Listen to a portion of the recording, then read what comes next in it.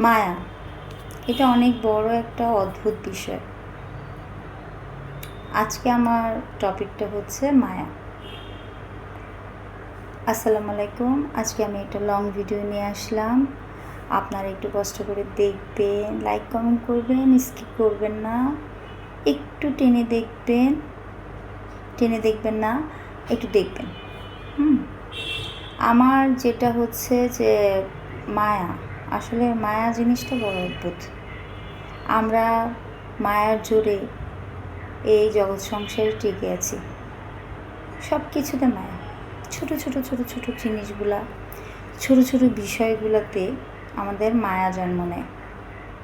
যখন আমরা আমার কথাটা আমি যখন বলি, আমি যখন বাবার বাড়িতে ছিলাম তখন বাবা মা ভাই বোন চাচা চাচি আত্মীয় স্বজন এমন ছোট বিষয়গুলো, যেমন আমি যদি একটা গাছ লাগিয়েছি সেটার প্রতি মায়া, আমি বাড়ির যে কোণাগুলো সাজিয়েছি সেটার প্রতি মায়া, এখনও যদি সেখানে যাই সেইগুলোর দিকে দেখি সেগুলোর প্রতি মায়া আমার কাজ করে।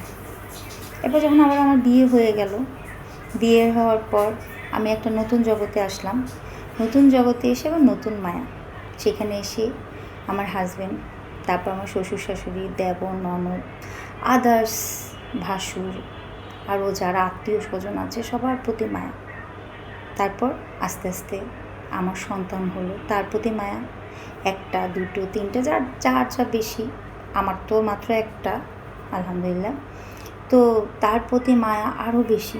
এবং আমার এই সংসারে আমার যা কিছু আছে, আমি ছোট্ট আমার যদি একটা প্লেট ভেঙে যায়, আমি সেটা আমি না, মনে হয় সবাই, যে ওটার প্রতি যে একটা মায়া, আরে আমার এই প্লেটটা ভেঙে গেল, আরে আমার এই গাছটা নষ্ট হয়ে গেল, আর আমি একটা যদি পশু পাখি পালি সেটা যদি কোনো অসুখ বিসুখ হয় সেটার একটা মায়া।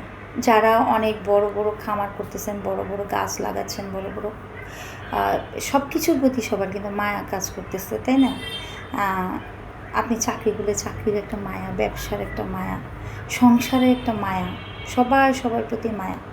এই মায়া আছে বলেই আমরা সংসারে টিকে আছি।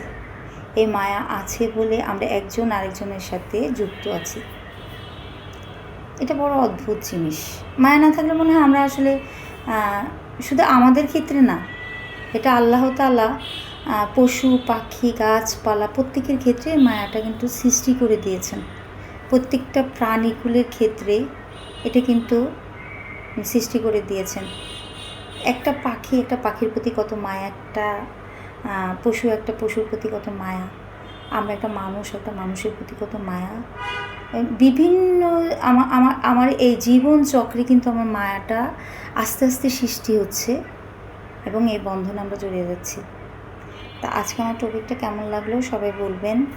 সবাই ভালো থাকবেন, সুস্থ থাকবেন, আমার জন্য দোয়া করবেন। আল্লাহ হাফেজ। আসসালামু আলাইকুম।